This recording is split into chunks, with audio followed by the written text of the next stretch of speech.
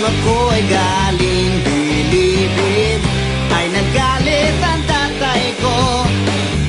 Di niya raw ako sisisihin kung ibang dahon ang gamit ko.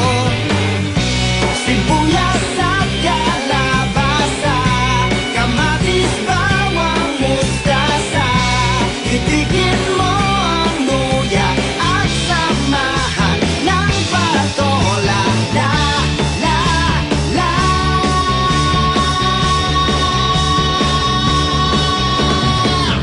Kangkong, malunggay, bili na kayo ng gulay.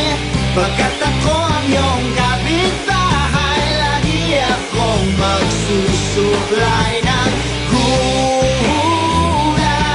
Hi, hi.